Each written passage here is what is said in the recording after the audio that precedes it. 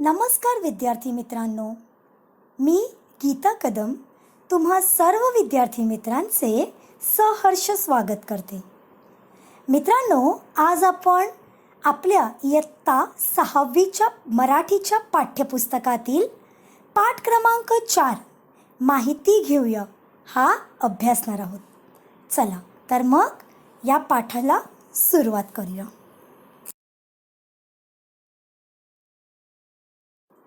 माहिती घेऊया. मित्रांनो, माहिती घेऊया या पाठाच्या माध्यमातून आपण डॉक्टर वसंत गोवारीकर यांची माहिती घेणार आहोत. पण हे डॉक्टर वसंत गोवारीकर कोण आहेत याविषयी आपण थोडक्यात प्रथम परिचय बघूया आणि त्यानंतर पाठाला सुरुवात करूया. डॉक्टर वसंत गोवारीकर हे भारतातील एक शास्त्रज्ञ होते. शास्त्रज्ञ म्हणजे सायंटिस्ट. त्यांनी भारतात अवकाश, हवामान, लोकसंख्या या 3 क्षेत्रांमध्ये महत्त्वाचे संशोधन केलेले आहे.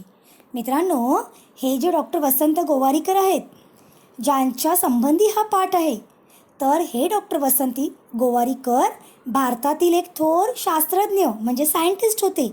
आणि त्यांनी अवकाश म्हणजे स्पेस रिसर्च, त्यानंतर हवामान म्हणजे क्लायमेट आणि लोकसंख्या म्हणजे पॉप्युलेशन या 3 क्षेत्रांमध्ये म्हणजे या तिन्ही फील्डमध्ये महत्त्वाचं संशोधन केलेलं आहे.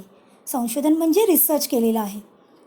त्यानंतर हे जे डॉक्टर गोवारीकर आहेत, त्यांचा जन्म 25 मार्च 1933 साली पुण्यामध्ये झाला. त्यांचे शालेय शिक्षण म्हणजे स्कूल एज्युकेशन कोल्हापूरमध्ये झाले आणि उच्च शिक्षण म्हणजे हायर एज्युकेशनसाठी ते इंग्लंडला गेले. डॉक्टर विक्रम साराभाई यांच्यासोबत भारतीय अवकाश तंत्रज्ञानाच्या प्रगतीत देखील त्यांनी महत्त्वाची भूमिका बजावली आहे. म्हणजे इंडियन स्पेस रिसर्च डेव्हलपमेंटसाठी देखील त्यांनी मोलाचं योगदान दिलेलं आहे. आणि त्यांच्या विज्ञान क्षेत्रातील योगदानासाठी म्हणजे कॉन्ट्रीब्युशनसाठी त्यांना पद्मश्री तसेच पद्मविभूषण हे पुरस्कार देखील प्राप्त झालेले आहेत. त्यांचा मृत्यू 3 जानेवारी 2015 रोजी झाला. बघा, असे हे जे डॉक्टर वसंत गोवारीकर आहेत, त्यांच्याविषयी प्रस्तुत पाठामध्ये अधिक माहिती दिलेली आहे. ती आज आपण अभ्यासणार आहोत. चला तर मग प्रत्यक्ष पाठाला सुरुवात करूया.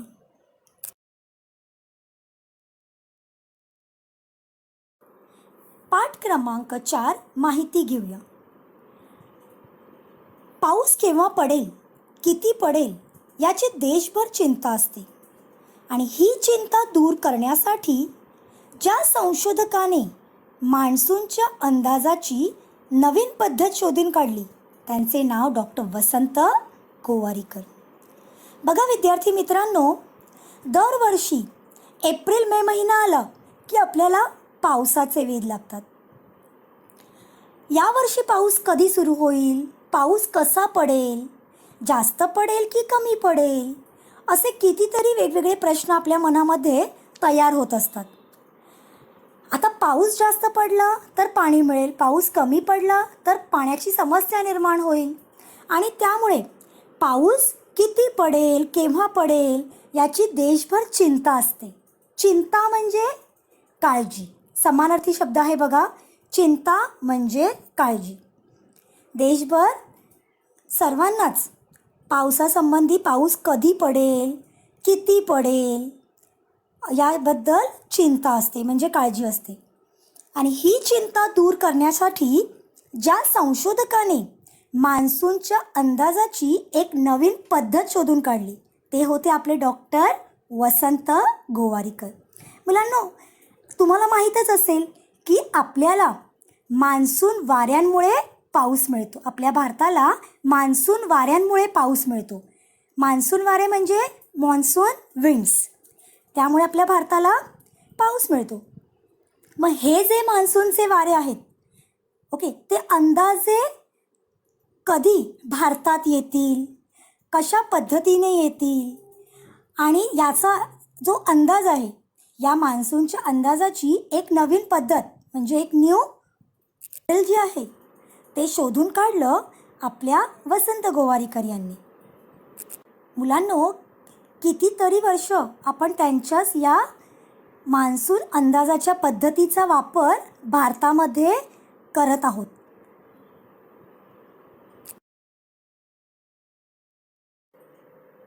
पुढे पहा, डॉक्टर वसंत गोवारीकरांचा जन्म 25 मार्च 1933 रोजी पुण्यात झाला. शाळेत असताना त्यांना नवनव्या कल्पना सुचायच्या. एकदा त्यांना वाटले आपण मोटार बनवावी. अवघे 13 वर्षांचे असताना डॉक्टर गोवारीकर यांनी थेट अमेरिकेतील हेनरी फोर्डला पत्र लिहून आपली इच्छा कळवली. हेनरी फोर्डला मराठी कळणार नाही म्हणून त्यांनी मित्राची मदत घेऊन मराठीत लिहिलेल्या पत्राचे इंग्रजी भाषांतर केले. बघा मुलांनो, त्यांच्या लहानपणीचा एक किस्सा आहे. हे जे डॉक्टर वसंत गोवारीकर आहेत, ज्यांचा जन्म 25 मार्च 1933ला पुण्यामध्ये झाला आणि ते ज्या वेळेला शाळेत होते त्यावेळी त्यांना नवनव्या कल्पना सुचायच्या.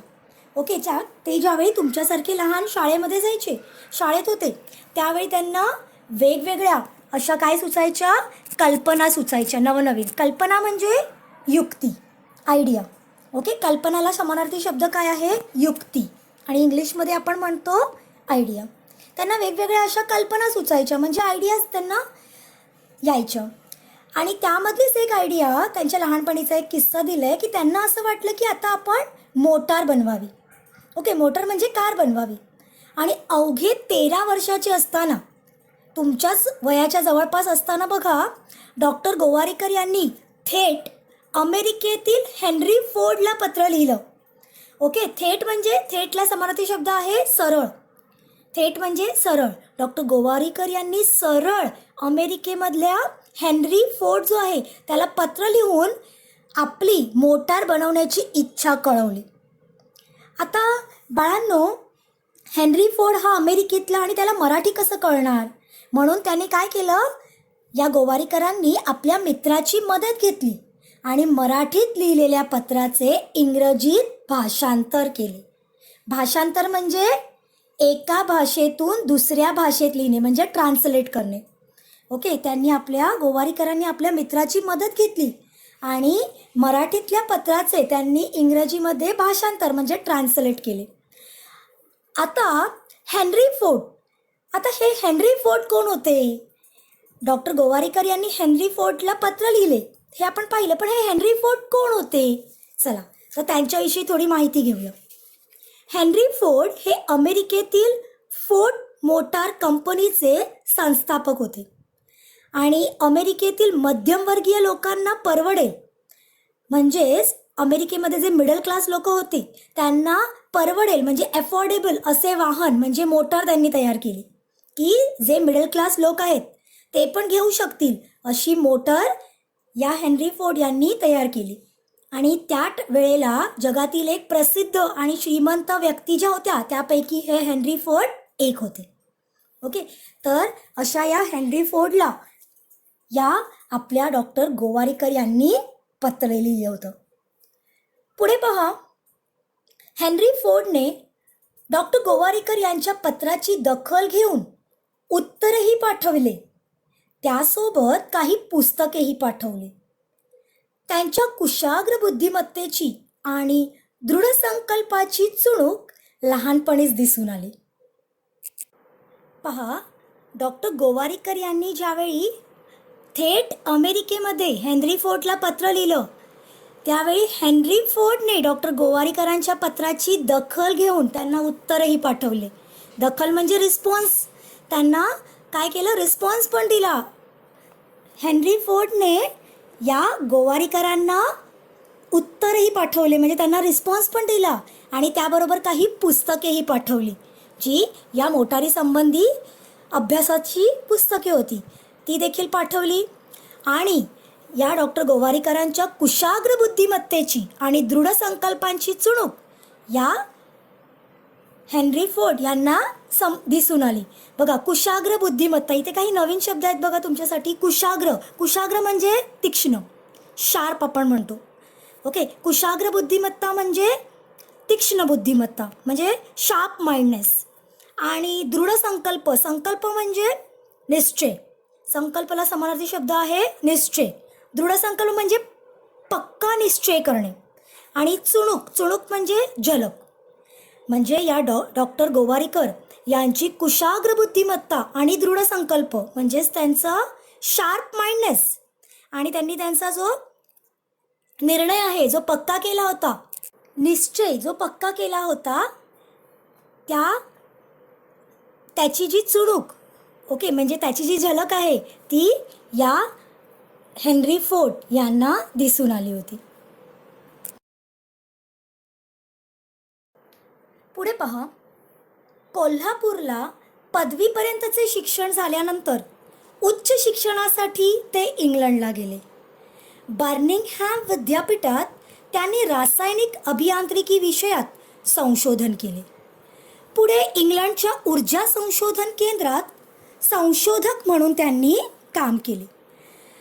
बघा मुलांनो, आपण जसं यापूर्वी देखील पाहिलं होतं की हे जे डॉक्टर गोवारीकर आहेत त्यांचं शालेय शिक्षण म्हणजे स्कूल एज्युकेशन कोल्हापूरला झालं, आणि नंतरचं एज्युकेशन हायर स्टडीजसाठी ते कुठे गेले होते, इंग्लंडला गेले.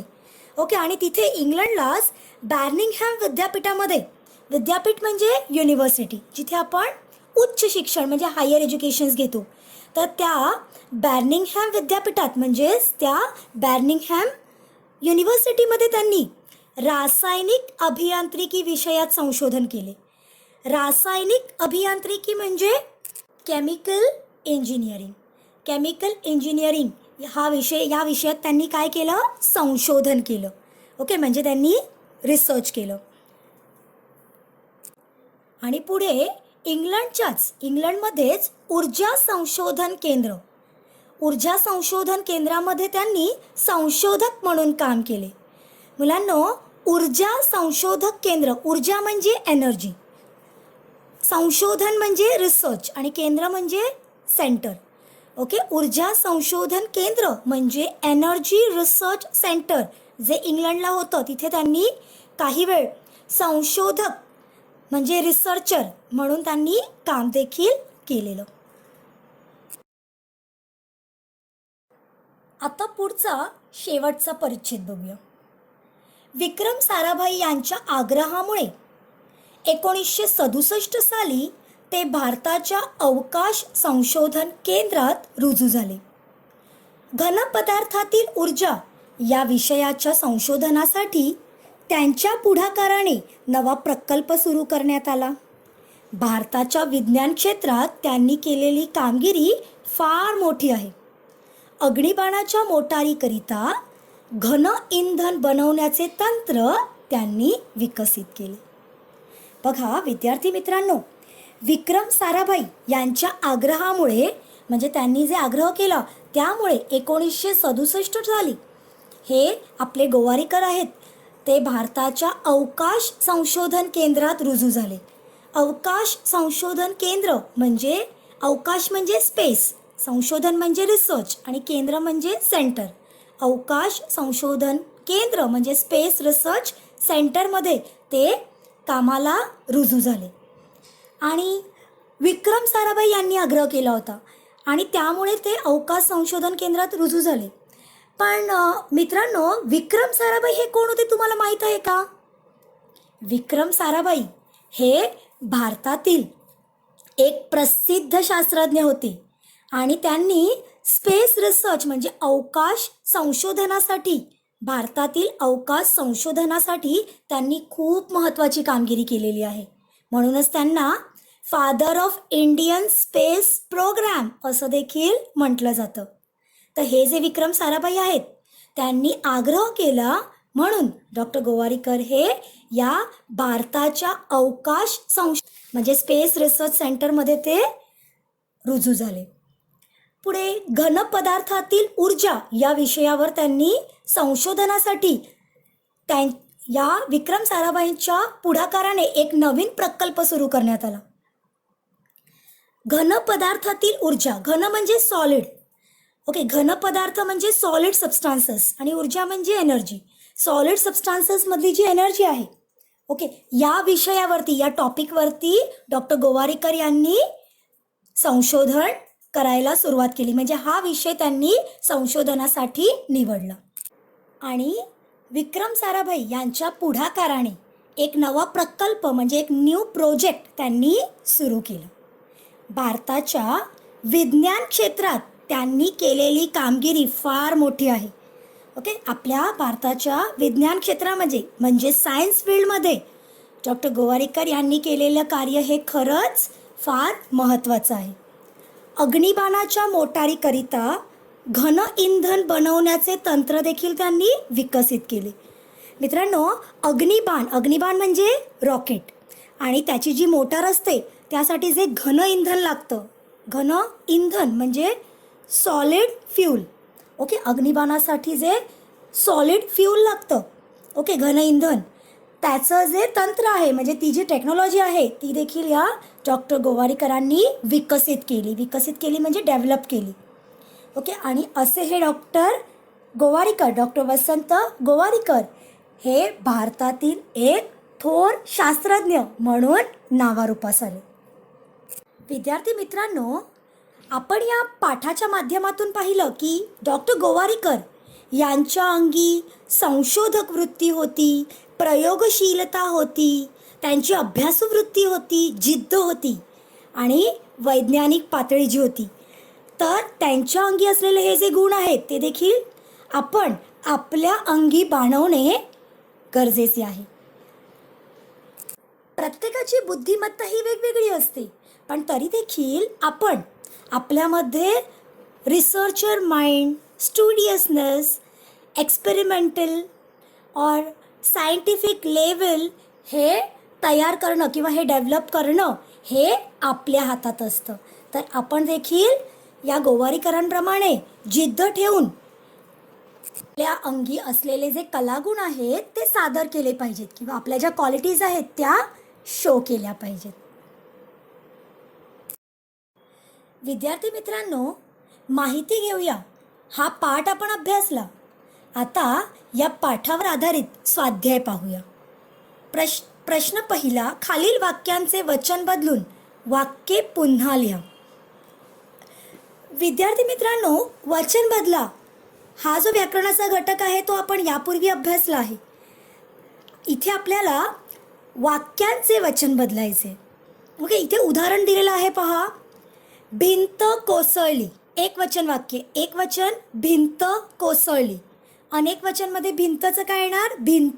भिंती कोसळल्या. तसंच तक्त्यामध्ये वाक्य दिलेली आहेत, आपण पाहूया. पहिलं वाक्य आहे मला कविता आठवली. एक वचन वाक्य आहे, मला कविता आठवली. तर अनेक वचनमध्ये काय येणार? कविताचं अनेक वचन येणार, कविताच येणार. अनेक वचन वाक्य काय येणार? मला कविता आठवल्या. दुसरं वाक्य बघा, त्याने खुर्ची ठेवली.